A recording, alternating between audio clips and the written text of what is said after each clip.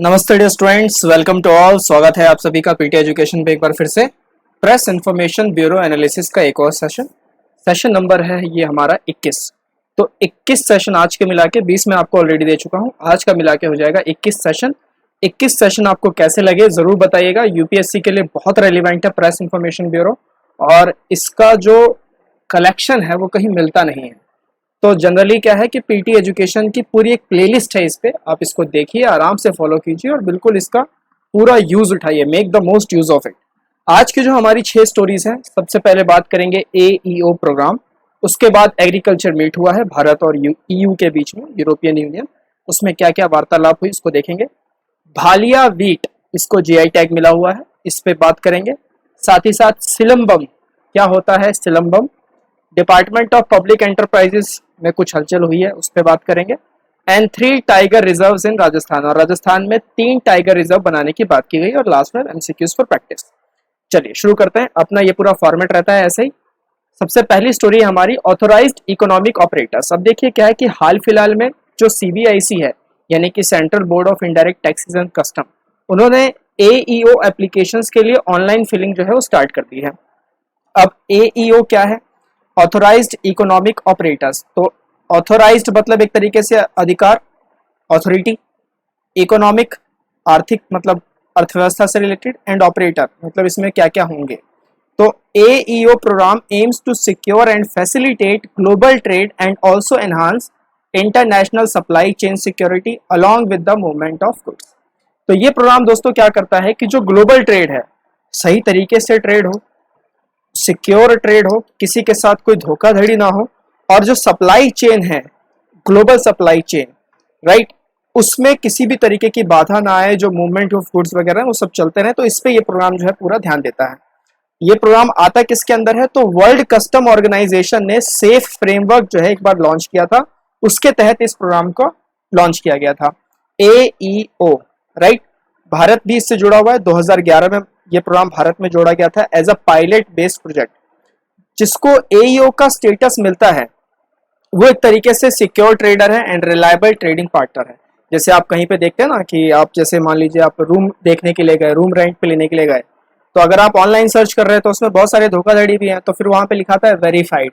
Verified का मतलब ये सिक्योर्ड है। आप जहां देख रहे हैं बिल्कुल सही देख रहे हैं, कोई धोखाधड़ी आपके साथ नहीं हो सकती। तो सेम चीजें यहाँ भी है कि जैसे ही आपको AEO का स्टेटस मिलता है, तो अगर मैं ट्रेडर हूँ, तो मैं अगर मुझे अगर AEO का स्टेटस मिल गया तो मैं एक सिक्योर ट्रेडर हूँ और लोग मेरे साथ आराम से ट्रेड कर सकते हैं, रिलायबल ट्रेड कर सकते हैं। It may be noted that this kind of a programme is a voluntary programme. ऐसा नहीं है कि ये कोई लीगल है और मतलब करना ही करना है, वॉलंटरी है, आपकी मर्जी है, राइट। भारत में ये प्रोग्राम 2011 में पायलट बेस्ड प्रोजेक्ट पे लॉन्च हुआ, ये हम बता चुके हैं। साथ ही साथ इसमें 3 टीयर के स्टेटस होते हैं, जैसे AEO T1, AEO T2, AEO T3, और इसमें जो हाईएस्ट लेवल जिसका माना जाता है वो माना जाता है AEO T3 का। अब भारत में क्यों लॉन्च किया गया? भारत में एक्सपोर्ट और इंपोर्ट के बेसिस पे इसको लॉन्च किया गया। बॉर्डर क्लियरेंस हो, रिडक्शन इन ड्वेल टाइम हो, और भी जो बिजनेस एंटिटीज है हमारी, उसे इंटरनेशनल सर्टिफिकेशन जैसी चीज़ों से नवाजा जाए, रिकॉग्नाइज किया जाए। तो इन सब चीज़ों के लिए मतलब ईज ऑफ डूइंग को भी आप प्रमोट कर सकते हैं इस तरीके से, राइट। तो इसके एडवांटेजेस भी हैं। एडवांटेजेस तो पहला तो मैंने आपको बता ही दिया कि ease of doing of business इससे जो है प्रमोट होता है। उसके बाद enables Indian customs to enhance and streamline cargo security through close cooperation with principal stakeholders of the international supply chain. इसके बाद इसमें एक इंपॉर्टेंट है, बहुत ही इंपॉर्टेंट है, रेसिप्रोकल रिकॉग्निशन। अब रेसिप्रोकल रिकॉग्निशन का मतलब क्या? जैसे कि आप मुझे अच्छा कहें, मैं आपको अच्छा कहूंगा, ये होता है एक तरीके से रेसिप्रोकल रिकॉग्निशन। इसमें एक एग्रीमेंट आता है जिसको कहा जाता है MRA, यानी म्यूचुअल रिकॉग्निशन एग्रीमेंट। आप उस एग्रीमेंट को अरेंजमेंट भी कह सकते हैं। तो इसके तहत क्या होता है कि जो दो देश एक दूसरे के साथ एक दूसरे को जब रिकॉग्नाइज करते हैं कि हाँ ठीक है भाई, जैसे इंडिया और मलेशिया ने MRA किया, तो इंडिया मलेशिया को रिकॉग्नाइज कर रहा है कुछ उसके टर्म्स कंडीशंस पे कि हाँ इनके साथ हमारा ट्रेड वगैरह बहुत अच्छा था, बहुत बढ़िया से एकदम सारा काम करते हैं, बढ़िया से सर्टिफाइड जो है प्रोडक्ट्स वगैरह का एक्सपोर्ट इंपोर्ट हमारे बीच होता रहता है। और भारत ने भी जो है मलेशिया ने भी जो है भारत को रिकॉग्नाइज किया। तो this is called mutual recognition agreement. ये आप जरूर ध्यान रखना, एग्जाम में आएगा ही आएगा। That is MRA, mutual recognition agreement, यानी आप मुझे अच्छा कहें, मैं आपको अच्छा कहूंगा, इस तरीके से आप समझ सकते हैं, राइट। कुछ इन्फोग्राफिक आपके लिए लगा दी है मैंने, AEO ऑपरेटर प्रोग्राम, इसमें क्या क्या है इसको आराम से पढ़ेगा, ये सारे बेनिफिट्स हैं इसमें मैंने जो यहाँ पे आपके लिए लगा दिए हैं। वीडियो को पॉज कीजिए, उसको पढ़ना शुरू कीजिए। उसके बाद एथोराइज्ड इकोनॉमिक ऑपरेटर सर्टिफिकेशन इसमें मिलते हैं ना, टीयर 1 होता है, देखिए टीयर 1 होता है, टीयर 2 होता है, टीयर 3 होता है, T1 T2, उसके क्या क्या मतलब उसमें कितना टाइम है कंप्लायंस का वगैरह वगैरह, इस पर जो है पूरी बातचीत की गई है, तो इसको आराम से पढ़ेगा। मिनिस्ट्री ऑफ फाइनेंस के अंदर ये आता है, राइट। चलिए अपनी दूसरी स्टोरी पर चलते हैं। भारत और EU का भी हुआ है मीट, एग्रीकल्चर मीट, हालांकि वर्चुअल मीट हो रहे हैं कोरोना वायरस की वजह से। मेजर पॉइंट ऑफ एजेंडा क्या था मीट का, तो उसमें सबसे पहले तो आपको यूरोपियन यूनियन से एक जुड़ी बात बता दूं, EU कॉमन एग्रीकल्चरल पॉलिसी, यानी इसे कहा जाता है EU कैप, शॉर्ट फॉर्म में आप इसे रख सकते हैं EU कैप। अब ये पॉलिसी 1962 में लॉन्च की गई थी, ताकि जो एग्रीकल्चर और सोसाइटी के बीच जो पार्टनरशिप है वो और मजबूत हो जाए। सोसाइटी देखिए क्या है, समाज बिना कृषि के अब रह नहीं सकता, पहले भी नहीं था, लेकिन अब जैसे जैसे आपका इंडस्ट्रियल रेवोल्यूशन आया तो उसमें कृषि में भी मैकेनाइजेशन वगैरह आ गई है, राइट। तो सोसाइटी और एग्रीकल्चर का जो एक रिश्ता है वो बिल्कुल मजबूत होना चाहिए। उससे क्या होगा, उससे देश और उसके किसानों का रिश्ता मजबूत होगा। तो ये पॉलिसी उसी चीज को लेके बनाई गई थी 1962 में, और ये कॉमन पॉलिसी है जो EU के सभी देशों में लागू होती है। The key idea behind this policy related to support farmers, improve agriculture productivity, ensure staple supply affordable, जिससे न्यूट्रिशन वगैरह भी, हेल्थ इंडिकेटर्स भी आपके देश के बहुत अच्छे हो जाते हैं, safe guard EU farmers, tackle climate change and sustainable development of natural resources. अब इस तरीके की जो लाइनें हैं ना, ये आप लगा लीजिए, ये आपका एक टेम्पलेट है, इसको आप पकड़िए और इसको आप कहीं भी यूज कर सकते हैं। ये आप एग्रीकल्चर के किसी भी क्वेश्चन में जो है आप इस्तेमाल कर सकते हैं। तो these are some kind of a template जो आपको मेंस में लिखने में बहुत काम करेगा। अभी हाल फिलहाल आप जानते हैं कि G20 की समिट होने वाली है अक्टूबर 2021 में, उसमें एक एग्रीकल्चर मीट भी होगा। इटली उसकी प्रेसिडेंटशिप कर रहा है, मतलब चेयरमैनशिप कर रहा है, चेयर कर रहा है। और UN फूड सिस्टम समिट भी सितंबर 2021 में होने वाला है, जिसमें यही सारी बातें की जाएंगी। सस्टेनेबल डेवलपमेंट गोल्स कितने हमने मतलब अचीव किए, उसमें क्या क्या डेवलपमेंट्स की गई है, उस पर बात करेंगे। और भारत और EU का एक जो रिश्ता है वो यहाँ पर देखने को मिलेगा। भारत में अगर एग्रीकल्चर की बात करें तो 70% जो घर हैं भारत के, रूरल हाउस होल्ड्स, ग्रामीण घर हैं, वो एग्रीकल्चर पे डिपेंड करते हैं अपने रोजमर्रा की जिंदगी के लिए, लिवलीहुड के लिए, जिसमें से 82% फार्मर्स तो स्मॉल एंड मार्जिनल है। तो भारत बेस है किसका, स्मॉल एंड मार्जिनल फार्मर्स का, ये बेस है। एग्रीकल्चर पे मैंने आपको एक बहुत बढ़िया लेक्चर जो है मैंने दे रखा है, प्लेलिस्ट में आप जाके देख सकते हैं। Initiatives like agriculture infrastructure fund बनाए गए हैं, जिसमें 1 लाख करोड़ का कॉर्पस जमा किया जाएगा, जिससे एग्रीकल्चर मार्केटिंग एंड इंफ्रास्ट्रक्चर वगैरह को डेवलप किया जाएगा। साथ ही साथ 10,000 FPOs फार्मर प्रोड्यूस ऑर्गेनाइजेशन, जिसका पूरा स्ट्रक्चर हमने जाना था कि कैसे कैसे क्या होता है, उसको बनाया जाएगा। ऑर्गेनिक फार्मिंग को प्रमोट किया जा रहा है, परंपरागत कृषि विकास योजना, नॉन यूरिया को एनकरेज किया जा रहा है, और भी बहुत सारे काम इसमें किए जा रहे हैं। तो वाटर इंप्रूवमेंट की जा रही है ताकि ग्राउंड वाटर टेबल बहुत अच्छा रहे। तो इन सब चीजों को आप कनेक्ट कर सकते हैं। रोड हेड क्या है कि भारत को अपनी मैसिव इकोनॉमी को मोबिलाइज करने की जो है जरूरत है, ताकि उसका जो रीजनल इंफ्रास्ट्रक्चर है वो काफी बेहतर हो सके, बेहतर है लेकिन उसे और बेहतर करने की कोशिश हो सके। साथ ही साथ अगर वो ऐसा कर लेता है तो जो एशिया पैसिफिक रीजन है, या फिर आप इंडो पैसिफिक कह सकते हैं, उसमें भारत की एक जो सॉफ्ट पावर है, because this is related to the soft power. 2 तरीके की पावर होती है, एक सॉफ्ट पावर होती है और एक हार्ड पावर होती है, राइट। जैसे हार्ड पावर में एग्जांपल ले लीजिए, अमेरिकन गन्स बहुत टॉप क्वालिटी के होते हैं, वो हार्ड पावर है। और आप ले लीजिए ब्रांड्स, वो सॉफ्ट पावर है। जैसे भारत की तरफ से सॉफ्ट पावर क्या था, yoga, international yoga day Bharat ने दिया था ना, तो ये सॉफ्ट पावर था। तो this is called soft power. तो इससे भारत की सॉफ्ट पावर भी जो है इन रीजन पे बहुत अच्छा इफेक्ट क्रिएट करेगी। साथ ही साथ भारत और यूरोपियन यूनियन को अब एक फ्री ट्रेड डील में जो है इंडल्ज हो जाना चाहिए। 2007 से पेंडिंग है, अभी तक इस पर कोई बात नहीं हुई है। तो इसको फाइनलाइज करके जल्दी से जल्दी हो सके तो फ्री ट्रेड एग्रीमेंट FTA वगैरह जो है भारत और EU को साइन करने चाहिए। आपके लिए आज का एक बहुत ही इंपॉर्टेंट सवाल पूछता हूं मैं, TFA यानी कि ट्रेड फैसिलिटेशन एग्रीमेंट, इसकी शुरुआत किस ऑर्गेनाइजेशन ने की थी, ये मुझे बताइएगा। ये आज का आपका पहला सवाल है कि ट्रेड फैसिलिटेशन एग्रीमेंट होता क्या है और इसकी शुरुआत किस ऑर्गेनाइजेशन ने की थी, राइट। और ये EU के देश के मैप मैंने आपके लिए लगा दिए हैं, यहाँ पर आप देख सकते हैं EU member states in 2000-2013, EU candidates, EFTA member states, और फार्म टू फॉर्क की जो EU की पॉलिसी है, कॉमन पॉलिसी, राइट। चलिए अगली स्टोरी पे चलते हैं, भालिया वीट। देखिए दोस्तों क्या है कि ये एक GI सर्टिफाइड प्रोडक्ट क्रॉप है, ये जो भालिया वीट है इसको केन्या और श्रीलंका में एक्सपोर्ट किया जा रहा है। कहाँ से किया जा रहा है? गुजरात से। तो ये नेटिव है गुजरात का। The Bhalia variety of wheat received GI certification in July 2011। तो आज से तकरीबन 10 साल पहले इसको जो है ये जीआई सर्टिफिकेशन का टैग मिला। This wheat has a high protein content and sweet in taste. तो इन सब चीजों को भी आप याद रखिएगा, ऐसे ऐसे स्टेटमेंट बना के आपसे पूछ सकते हैं। Bhalia wheat is sweet in taste, अब बन गया एक स्टेटमेंट। अब आपको मालूम नहीं है, आपने कहीं पढ़ा नहीं है, गो थ्रू नहीं करेंगे तो आपसे ये स्लिप हो जाएगा। This crop is grown mostly across Bhal region of Gujarat which includes Ahmedabad, Anand, Kheda, Bhavnagar, Sundarnagar वगैरह वगैरह जो वहाँ के जिले हैं। This variety is grown in the rainfed condition without irrigation. तो ये भी एक इंपॉर्टेंट इसमें पॉइंट आता है। वीट आप जानते ही हैं रबी क्रॉप है, अक्टूबर और दिसंबर के महीने में इसे बोया जाता है और अप्रैल जून के महीने में इसकी फसल कट जाती है। टेम्परेचर रेंज कितना चाहिए, साथ ही साथ रेनफॉल कितना चाहिए, वो सब यहाँ पर मैंने लिख दिया है, इसको आप पढ़ लीजिएगा। किस तरीके की मिट्टी होनी चाहिए, किन किन मैदानी इलाकों में ये पैदा किए जा सकते हैं, और मेजर ग्रोइंग स्टेट्स कौन कौन से हैं, जैसे उत्तर प्रदेश है, पंजाब है, हरियाणा है, मध्य प्रदेश है, राजस्थान है, बिहार है, गुजरात है। भारत अगर इसकी बात करें, वीट की बात करें, तो सेकेंड लार्जेस्ट प्रोड्यूसर है आफ्टर चाइना, राइट। और इस बार वीट प्रोडक्शन भी बहुत बम्पर हुई है। 2021 की बात कर रहा हूँ मैं, बहुत ही बम्पर वीट प्रोडक्शन हुई है। The wheat exports from India witnessed a significant growth of 808% in the fiscal, यही मैं बात कर रहा था, माफ कीजिएगा 2021 में, 2020 की बात कर रहा था, 21 तो चल ही रहा है। तो 2020 से 21 में 808% की ग्रोथ देखी गई है। तो बहुत ही अपने आप में ट्रिमेंडस अचीवमेंट है ये। Success of the green revolution contributed to the growth of rabi crops specially wheat. GI status की जहां तक बात करें तो जीआई स्टेशन कह रहा हूँ, GI status geographically indication status, ये कुछ ऐसे गुड्स को दिया जाता है जिसकी अपनी एक अलग पहचान है, अपनी एक मतलब एक पर्टिकुलर जोग्राफिकल टेरिटरी से वो ओरिजिनेट हुआ है। It is used for agriculture, natural and manufactured goods. तो ये भी आप ध्यान रखना। इसके लिए जो कानून है वो है GI of goods registration and protection act 1999। कई बार स्टेट सिविल सर्विसेज में ये ईयर वगैरह भी पूछा गया है, तो इस ईयर को आप ध्यान रखिएगा। Seeks to provide for the registration and better protection of geographical indication related to the goods in India.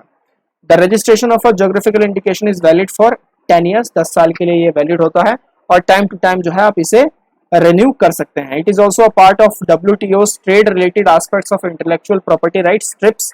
इस पर फिर कभी बात करेंगे, WTO का पूरा स्ट्रक्चर होता है इसके अंदर में, उस पर बात करेंगे। तो ये उसका पार्ट है। अभी फिलहाल इतने पे छोड़ देते हैं, अगली स्टोरी पे चलते हैं हम अपने सिलम्बम। सिलम्बम क्या है दोस्तों? सिलम्बम जो है अपने आप में एक मार्शल आर्ट है। तो आप में से कितने लोग मार्शल आर्ट जानते हैं, जरूर बताइएगा। कितने लोगों ने प्रैक्टिस किया मार्शल आर्ट की, और सिलम्बम आप में से कितने लोगों ने प्रैक्टिस किया? तो silambam is an ancient weapon based martial art that emerged in Tamilakam, जो कि तमिलनाडु रीजन है, मतलब तमिलकम आप कह सकते हैं। It is one of the oldest martial arts in the world. Silambam में अपने आप मतलब इसका जो है वो जो नाम है अपने आप को रिवील करता है। इसमें स्पोर्ट्स है। सिलम का मतलब है माउंटेन यानी पहाड़, और बम का मतलब है bamboo, right, which is main weapon used in the form of martial arts. तो बम्बू का इस्तेमाल इसमें जो है सबसे ज्यादा किया जाता है। हालांकि भारत के पास बम्बू पॉलिसी भी है।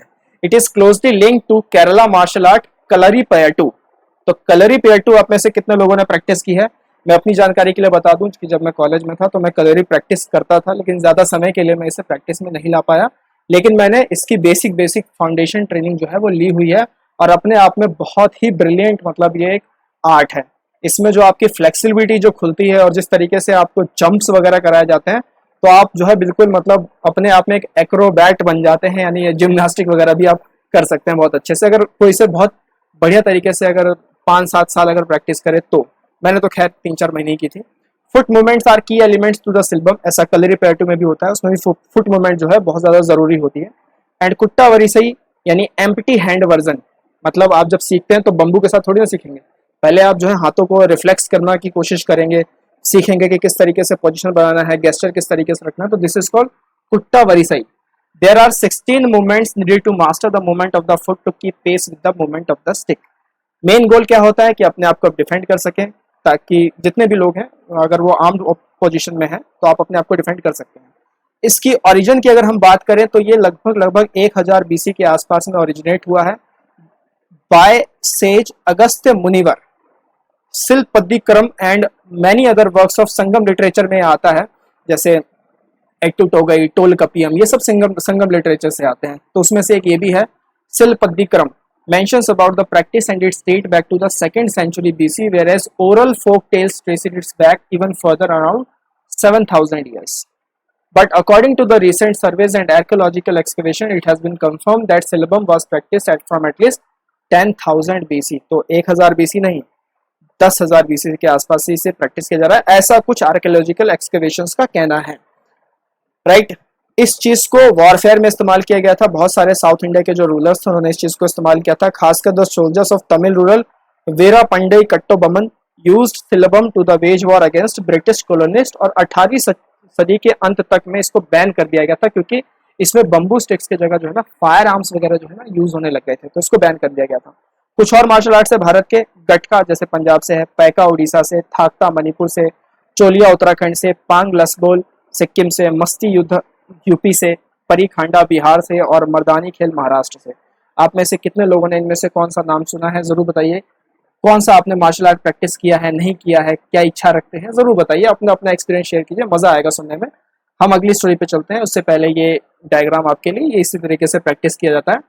नेक्स्ट हमारे पास जो स्टोरी है, डिपार्टमेंट ऑफ पब्लिक एंटरप्राइजेस। अब देखिए दोस्तों, इसमें हुआ क्या है कि सेंट्रल गवर्नमेंट ने डिसाइड किया है कि ये जो डिपार्टमेंट है ना, इसको फाइनेंस मिनिस्ट्री के अंदर दे देंगे। पहले किस मिनिस्ट्री के अंदर था सर? पहले ये था ministry of heavy industries and public enterprises के अंदर में। इसको लाया गया आप किसके अंदर में? फाइनेंस मिनिस्ट्री में। तो फाइनेंस मिनिस्ट्री में ऑलरेडी 5 जो है डिपार्टमेंट काम कर रहे थे, छठा डिपार्टमेंट ये बन जाएगा, तो अब 6 हो जाएंगे टोटल। 5 के नाम क्या है? डिपार्टमेंट ऑफ इकोनॉमिक अफेयर्स था, डिपार्टमेंट ऑफ एक्सपेंडिचर था, डिपार्टमेंट ऑफ रेवेन्यू था, दीपम भी था, department of investment and public asset management and department of financial services. उसके साथ क्या नाम जुड़ गया है? DPE, department of public enterprises. ये चेंज क्यों किया गया? क्योंकि जो डिसइन्वेस्टमेंट प्रोसेस होती है ना, वो आसान बनाई जा सके। देखिए डिसइन्वेस्टमेंट क्या होता है? सरकार जब जो है डिसइन्वेस्टमेंट करने लगे, यानी विनिवेश करने लगे। एक होता है निवेश, एक होता है विनिवेश। विनिवेश का मतलब है कि वो सेल आउट कर रही है चीजों को। Finance ministry already has a department dealing with CPSE, so inclusion of DPE would get result into the better coordination on issues like disinvestment। क्योंकि पहले क्या होता था कि इनको जो दीपम है वो उसको डीपीई के साथ कोऑर्डिनेट करके डिसइन्वेस्टमेंट के प्रोसेस को आगे बढ़ाना पड़ता था। अब क्योंकि जो डीपीई था वो ऑलरेडी दूसरी मिनिस्ट्री के अंदर में था, एज अ डिपार्टमेंट के तौर पे काम कर रहा था, तो काफी परेशानी होती थी और पेपर वर्क वगैरह काफी हैंडी हो जाता था। तो उसको देखते हुए फिर इसको बोला गया भैया तुम अपने अंदर ही ले लो फाइनेंस मिनिस्ट्री के अंदर। अब इसको छठे डिपार्टमेंट के तौर पर जो है वो बना दिया गया है। डीपीई की जहां तक बात करें तो 1965 में bureau of public enterprises was constituted, बनाया गया था ब्यूरो के तौर पे, following the recommendation of 52nd report of estimate committee of 3rd Lok Sabha. तो ये ईयर वगैरह आप याद रखेगा। आपके लिए आज का दूसरा सवाल कि एस्टीमेट कमेटी में कितने मेंबर्स होते हैं, क्या सारे के सारे मेंबर लोकसभा से होते हैं कि नहीं होते, जरूर बताइएगा। पूरी कमेटी आपको पढ़ाई है। Under ministry of finance in 1985 BPE यानी कि bureau of public enterprises was made part of Ministry of Industry। फिर 1990 में इसको फुल फ्लेज एक डिपार्टमेंट दे दिया गया और उसके बाद ये नोडल डिपार्टमेंट बना of all central public sector enterprises, मतलब बेसिकली पीएसयूज की बात की जा रही है और उससे रिलेटेड सारे काम ये करने लगा। तो 1985 में इसको मिनिस्ट्री ऑफ इंडस्ट्री के अंदर रखा गया था। फिर 1990 में इसको जो है वो MHIPE के अंदर रख दिया गया, यानी ministry of heavy industries and public enterprises के अंदर रख दिया गया। एंड आफ्टर दैट, और अब इसमें एक नया रिफॉर्म हुआ है कि अभी किस मिनिस्ट्री के अंदर आ गई है, that is ministry of finance. ये है फाइनेंस मिनिस्ट्री का थोड़ा सा ढांचा। Department of economic affairs, department of expenditure, department of revenue, department of financial services, department of disinvestment. अगली और हमारी आज की last story, 3 tiger reserve Rajasthan में बनाने की बात की जा रही है। तो राजस्थान सरकार ने प्लान कर लिया है कि वो एक टाइगर कॉरिडोर बनाएंगे जो कि किन की चीजों को कनेक्ट करेगी। एक तो आपका Ranthambore tiger reserve, Ramgarh Vishdhari tiger reserve, ये एक सेंचुरी भी है, उसके बाद मुकुंदरा टाइगर रिजर्व। तो इन तीनों से एक टाइगर कॉरिडोर बनाने की बात की जा रही है, तीनों को कनेक्ट करने की बात की जा रही है। सेंट्रल गवर्नमेंट ने भी इसकी परमिशन दे दी कि हाँ ठीक है साहब आप बनाइए। किस किस जगह पर है? तो जो आपका आरवीएस है, आरवीएस का मतलब हो गया रामगढ़ विषधारी टाइगर रिजर्व या रामधर विषधारी सेंचुरी। ये जो सेंचुरी है ये बूंदी डिस्ट्रिक्ट ऑफ राजस्थान में है। It will connect Ranthambore tiger reserve in Sawai Madhopur district and Mukundra hills tiger reserve in Kota district. Right, आप में से जो लोग कोटा से मुझे सुन रहे हैं तो वो बता सकते हैं कि ये इलाके वगैरह कितने आपके आसपास हैं। आरटीआर जो है, आरटीआर का मतलब क्या है? Ranthambore tiger reserve. This reserve is located at the junction of Aravalli and Vindhya hill ranges, तो ये भी आप ध्यान रखिएगा। It comprises of Ranthambore national park, Sawai Mansingh sanctuary, Keoladeo sanctuaries, ये केला देवी नहीं है, Keoladeo sanctuaries. Vegetation of the reserve includes grasslands on the plateaus while dense forest, ये आप छोड़ दीजिए। ये ध्यान रखिए कि यहाँ पर ट्रॉपिकल ड्राई डेसिडुअस फॉरेस्ट जो है वो फाउंड किए जाते हैं, ये बहुत इंपॉर्टेंट है। This is highly important regarding Ranthambore tiger reserve. Common पेड़ की जो प्रजाति है यहाँ पे धक है, that is capable of withstanding long periods of drought. This tree is also called as flame of forest. Again a very important term here, paper में आ सकता है और आएगा ही आएगा। flame of forest किस पेड़ की प्रजाति को कहते हैं? And that is called dhak. It is one of the many flowering plants adding colors to the dry summer in the reserve. It is rich in wildlife with tigers at apex of food chain. It is also home to leopards. MSTR की अगर बात करें यानी Mukundra tiger reserve की अगर बात करें, Mukundra hills tiger reserve to be precisely saying, this reserve was established in 2013 में बनाया गया। It is located between two parallel mountains Mukundra and Gagrola. It runs for a length of about 80 kilometre. तो ये 3 टाइगर रिजर्व बनाने की बात की गई है। नाम वगैरह याद रखिएगा और कुछ जो मतलब वहाँ पे पेड़ों की प्रजातियां वगैरह है वो तो आपको याद रखना ही रखना है, राइट। तो ये सारी की सारी हमारी आज की स्टोरीज थी। ये उसका मैप है किस तरीके से रणथंबोर नेबरहुड में किस तरीके से लोग बनाएंगे, राइट। चलिए इससे पहले हम एमसीक्यूज प्रैक्टिस करें, एक बार फिर से आपको मैं सारी स्टोरीज दिखा देता हूँ। सबसे पहले हमने किस पे बात की? एईओ प्रोग्राम, उसके बाद एग्रीकल्चर मीट हुआ है, उसके बाद Bhalia wheat, Silambam, then department of public enterprises and finally 3 tiger reserves in Rajasthan. MCQs पे आते हैं। आज के लिए 3 सवाल आपके लिए रेडी कर दिए गए हैं। पहला सवाल है कि निपुण भारत मिशन को ध्यान में रखते हुए 2 स्टेटमेंट आपको दिए गए हैं कि ये जो मिशन है नेशनल एजुकेशन पॉलिसी 2020 का पार्ट है। दूसरा, इसमें बच्चों को सीखने की जो मतलब लर्निंग नीड्स ऑफ चिल्ड्रन है उसको कवर अप किया गया है और जो बच्चों का जो एज ग्रुप है वो 6 से 14 साल का है। कौन सा स्टेटमेंट सही है जरूर बताइएगा।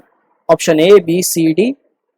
दूसरा सवाल, एंटी डंपिंग ड्यूटीज, तो इकोनॉमी से सवाल आ गया भैया।